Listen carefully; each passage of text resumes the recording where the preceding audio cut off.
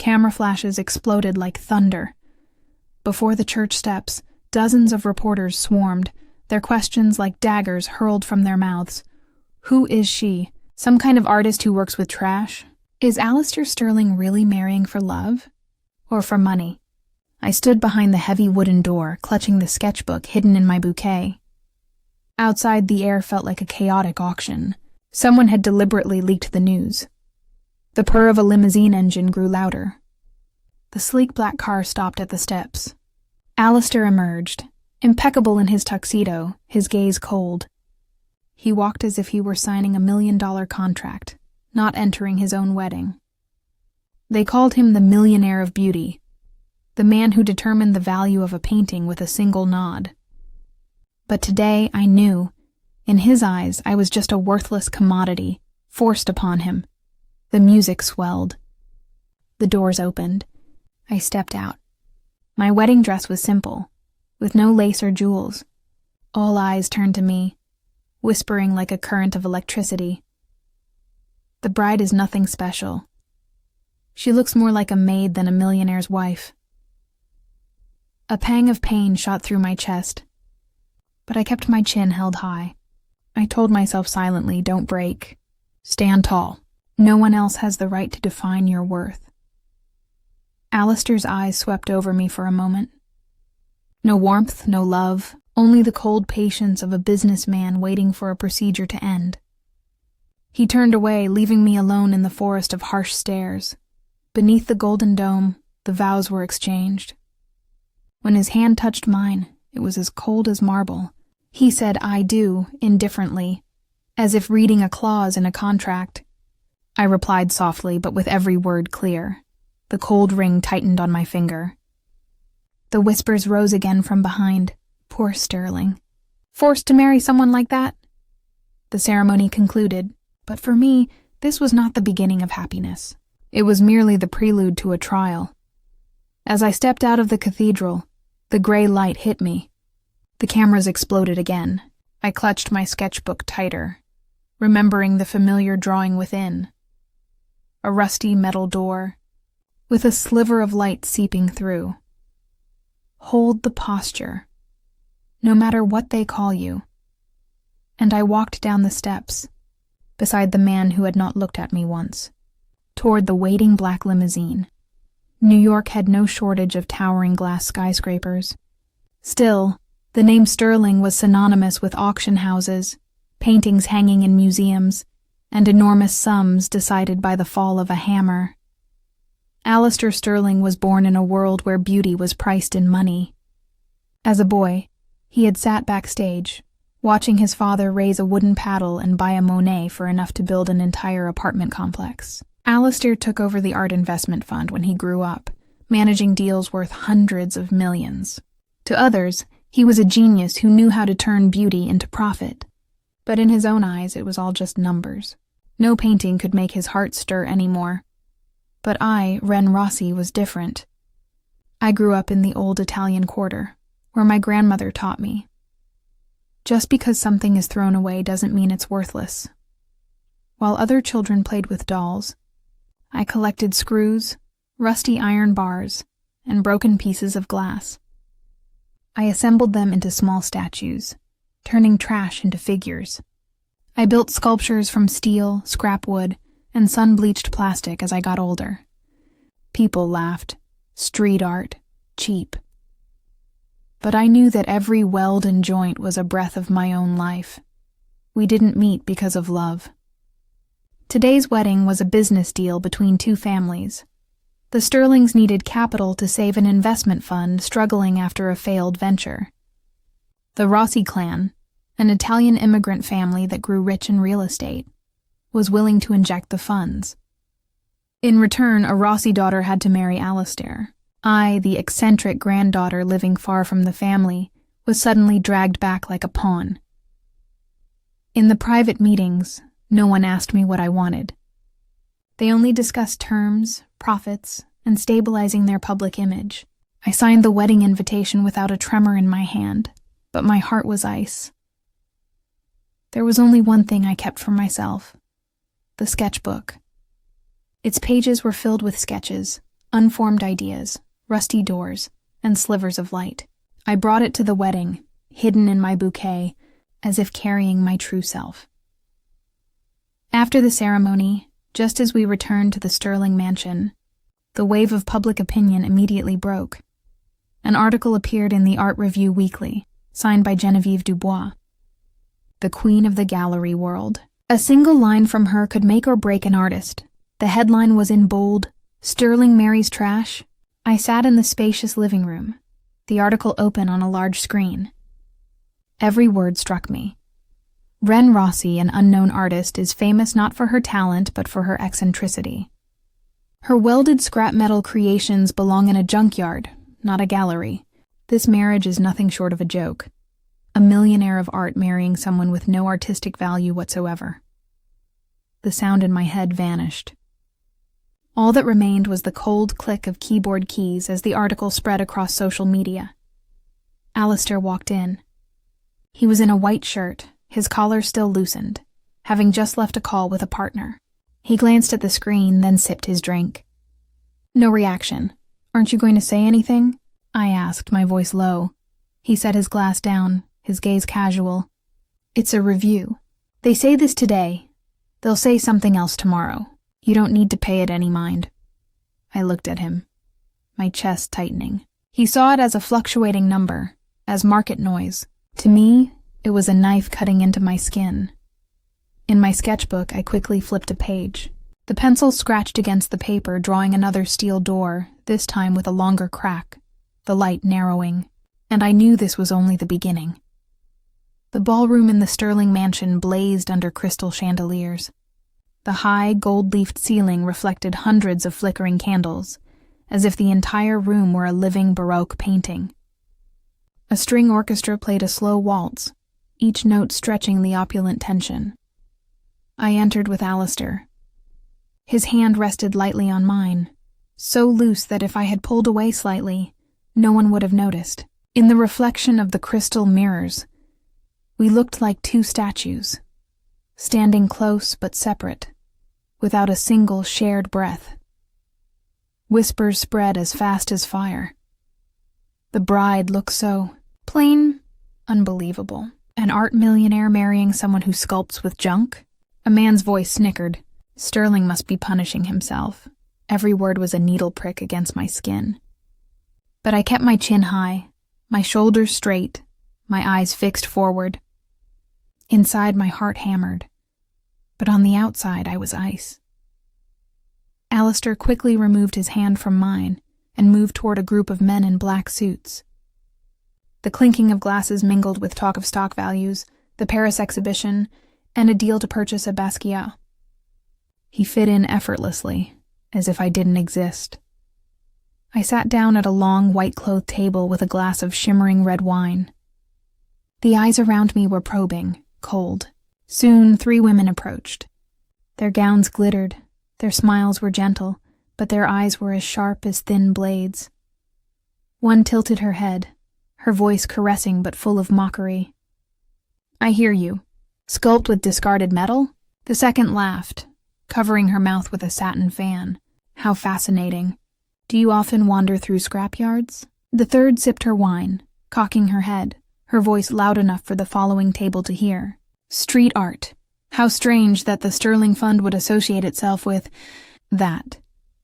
A light, cold laughter rippled around them, as soft as the wind but as chilling as ice.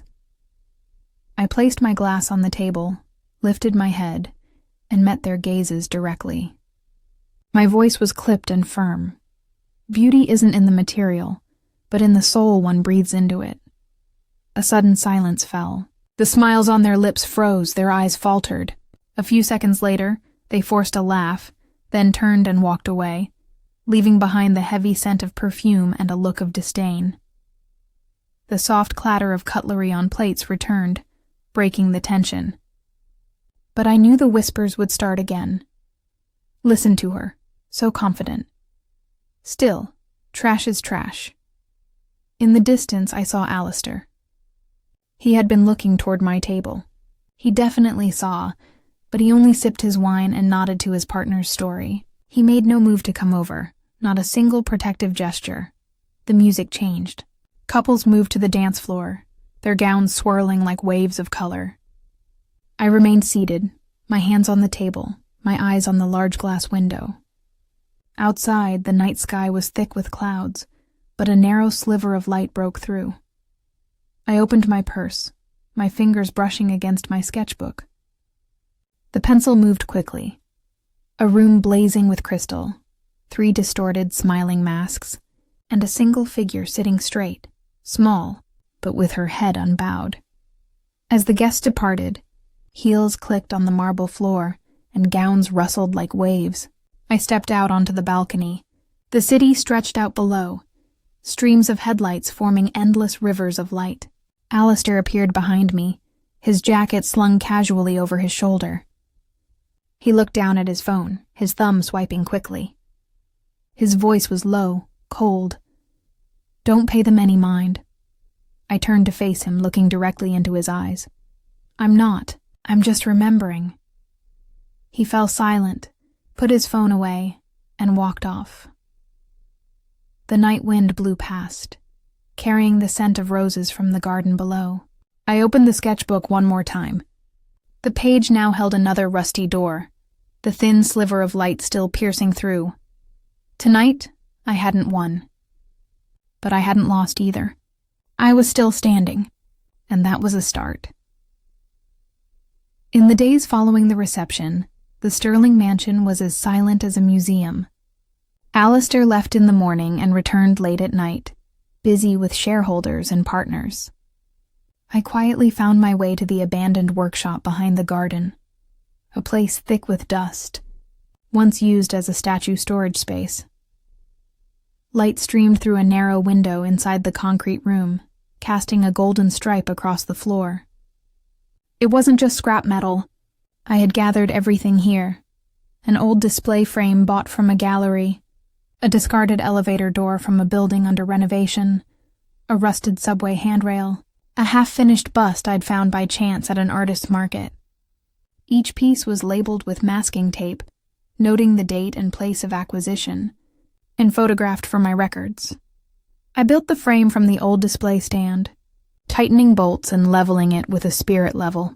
I test-fitted each piece of metal, each cracked pane of glass with C-clamps. Once the structure was stable, I called a mobile welder to the courtyard.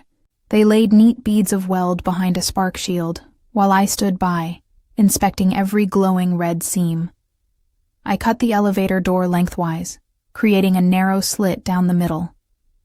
In the gap, I fitted a strip of ground-edge broken glass, then tested the light effect with a small LED bar. When I turned it on, the light slid out like the blade of a knife, sweeping across the workshop wall. I curved the subway handrail and bolted it to the frame. The unfinished bust, its rough chisel mark still visible, I left as it was, applying only a clear coat of varnish to preserve the signs of time. I didn't polish the rusted steel surfaces. I kept the technical etchings, the old paint, the scratches. I treated them lightly with vinegar and salt to bring out a mottled patina, then neutralized and wiped them dry. Finally, I assembled the whole piece, calculating that disassembly and installation would take only 20 minutes. I wrote down the technical specifications on a sheet of paper. Dimensions, weight, hanging points, and a list of components.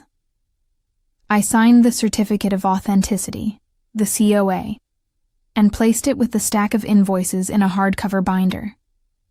The title of the work, Threshold Number 7. That night, when the mansion was silent, I tested the LED strip. The sliver of light exploded in the darkness, sliding across the rusted metal and reflecting off the broken glass. In my eyes, it was another door, a testament that even something discarded could shine. The Sterling Fund's autumn auction took place a week later in the central hall. High ceilings, red velvet chairs, and spotlights sweeping down onto each painting. Hundreds of international collectors were present. I sat in the back row, silent as a shadow. Alastair was busy greeting guests, a polite smile never reaching his eyes. The first few works sold for dizzying prices. $80,000, $200,000, $450,000. The air was taut as a violin string. Then the auctioneer stepped up to the microphone, his face flustered. "We have an announcement. The featured artist for the 6th lot has canceled at the last minute." The hall erupted in murmurs. A deadly gap in the schedule.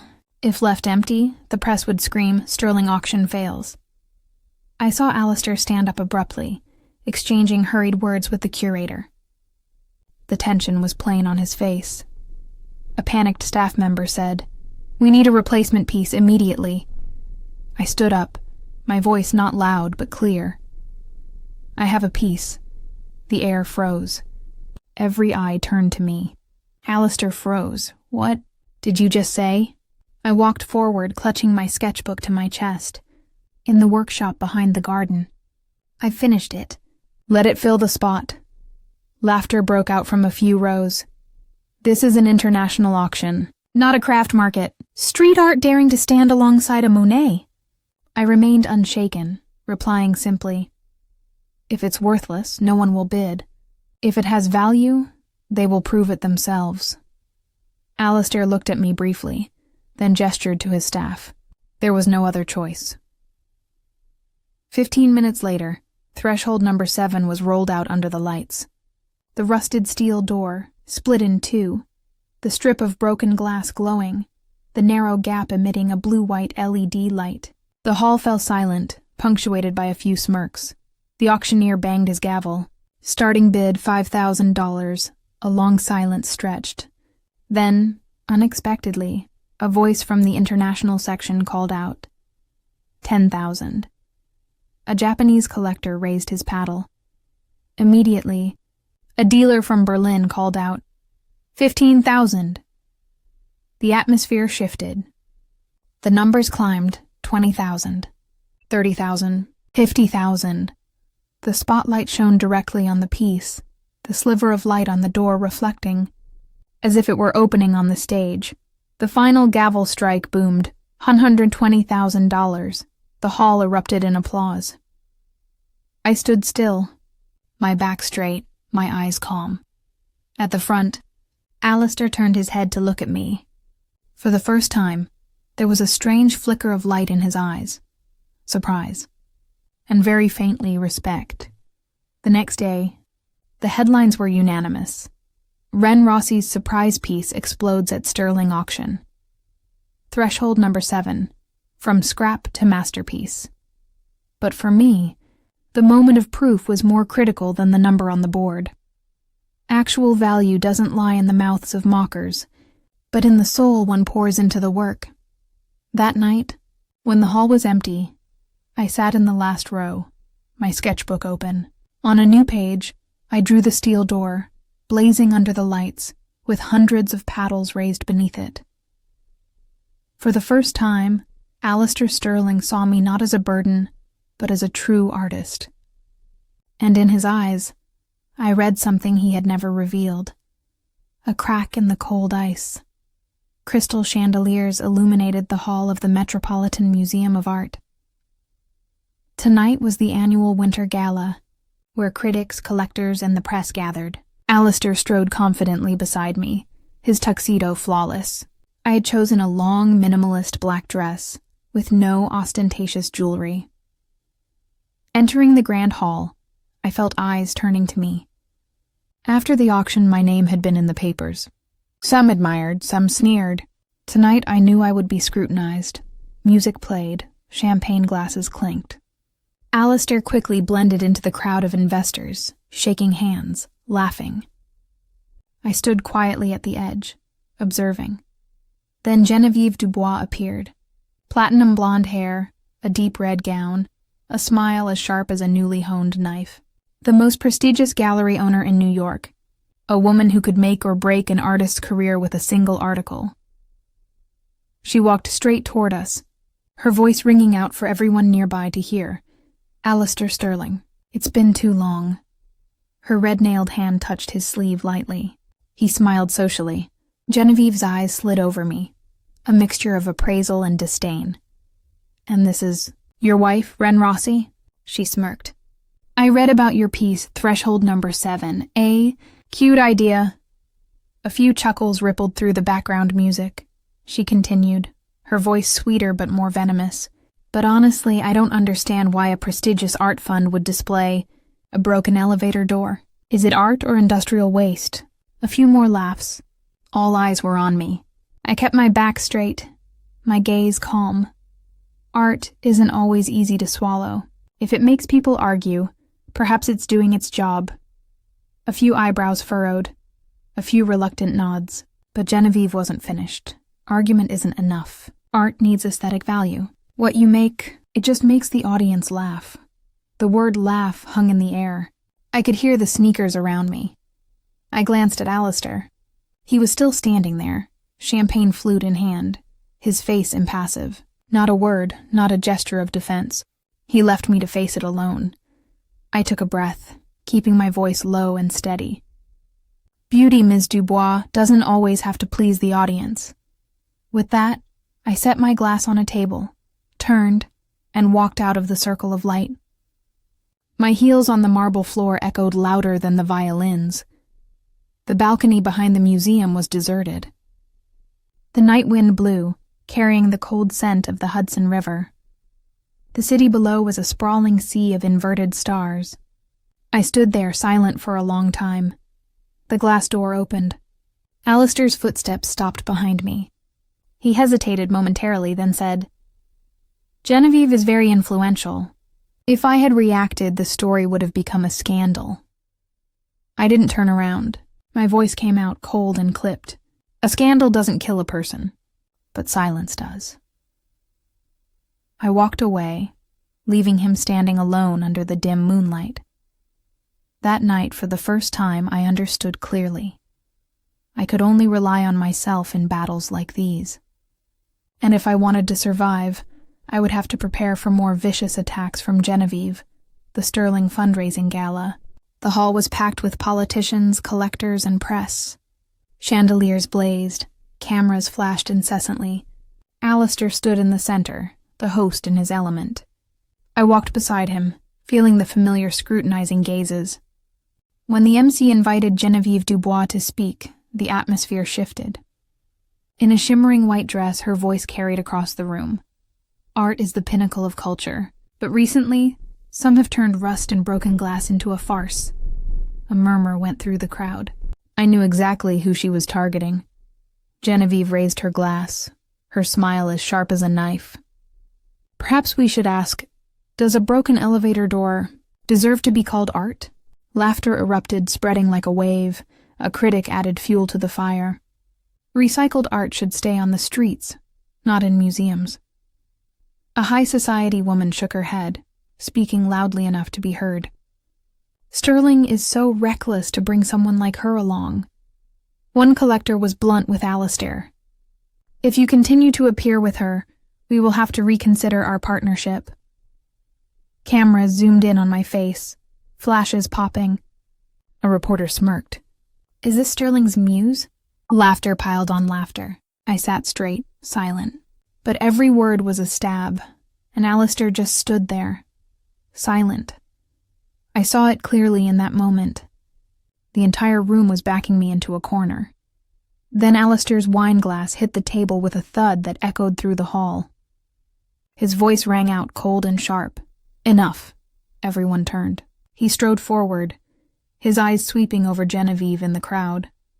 Art criticism is your right, but humiliation is not. Wren Rossi is not a joke. She is the artist who created a work the world fought over. Genevieve narrowed her eyes. Money is not the standard for art, Alastair cut her off. Correct. Art cannot be bought with money, but neither can it be devalued just because someone wants a laugh. What you call scrap, she has turned into a language. The air grew thick. A few people started to protest, but he continued, his voice rising. Who here hasn't thrown something away, only to see someone else turn it into something precious? That is what art is. Finding the light where others only see trash. A silence fell. The cameras clicked furiously. Alastair turned to me. His eyes were bright, no longer the familiar cold ice. He held out his hand, his voice deep and steady. Wren doesn't need anyone's approval. But everyone needs to remember, I stand with her. I placed my hand in his. A storm of whispers erupted, but this time it was different. There was even a smattering of applause. Genevieve took a step back, her smile forced. A few high society faces looked flustered. A reporter whispered, "Maybe we were wrong." The night wind whipped through the stone columns as we left the hall. The city glowed like a sea of fire. I stopped on the steps, my hand still in Alastair's. In my mind, the familiar steel door appeared. But this time the sliver of light was no longer narrow. It was wide open, flooding the dark room with light. Alastair said softly, "I should have done that a long time ago." I didn't answer. I just looked ahead, but I knew, in my heart, that it wasn't just me who had been seen tonight. He too had just been freed from his own silence. The news after the gala exploded in the press. Major newspapers ran headlines. Alastair Sterling publicly defends wife. Tabloids sneered, a romantic PR stunt. But what I remembered most wasn't the words, but his hand gripping mine in front of the world. Genevieve fought back in the media, trying to prove she was right. But public opinion had shifted. Some young artists wrote online, "If scrap can become art, then maybe we can be seen again, despite a past of being looked down on." I read their words and felt a sense of relief. In the mansion, Alastair began to change, bit by bit. He no longer disappeared into his study until late at night. Instead, he would sit with me in the library, not saying much, just quietly reading beside me. Sometimes his hand would rest on the back of my chair, a small gesture, but enough to feel his presence. One morning, as I was sketching an idea, he brought me a cup of coffee, set it on the table, and said softly, "I think the rust color on the door would look better if you left it as is." I looked up, a little surprised. For the first time, he was paying attention to the details in my work. His gaze was no longer distant, but filled with genuine focus. I decided to create a public art piece, not in a museum or auction. I wanted it out on the street, where anyone could walk by, walk through. When I told him, he didn't ask how much, he just said, "You decide. I'll handle the rest." His words were brief, but I felt his absolute trust. A month later, Open Gate was installed in a Brooklyn square.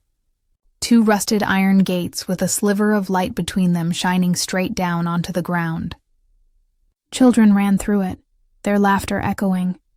Adults stopped to take pictures. An old man sat for a long time, his eyes bright as if remembering something long ago. I stood at a distance, no one knowing the artist was there. But for the first time, I didn't need to prove anything. Seeing a pair of eyes linger, a smile emerge, I knew the work had fulfilled its mission. Alastair stood behind me, his arm gently tightening around my waist. He leaned down and whispered, "You opened a door for others, and for me too." I turned and met his gaze. He placed his lips on my forehead. It was a light touch, but I felt a tremor inside me. Of course, public opinion hadn't vanished.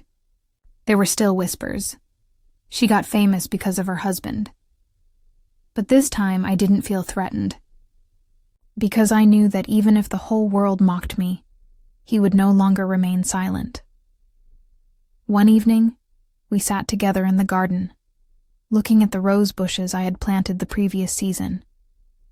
Despite being told they would struggle in the dry soil, they were blooming. He leaned down and gently touched a petal. "They survived," I replied, "because they have roots." He looked at me, his hand gently squeezing mine. "I don't want us to just be a contract. I want us to have roots." In that moment, I no longer saw him as the cold man who put a price on everything. I saw a man learning to hold on to what was most precious with all his heart. Returning that night, I stood on the balcony. The city spread out like a sea of light. Alastair came and wrapped his arms around me from behind.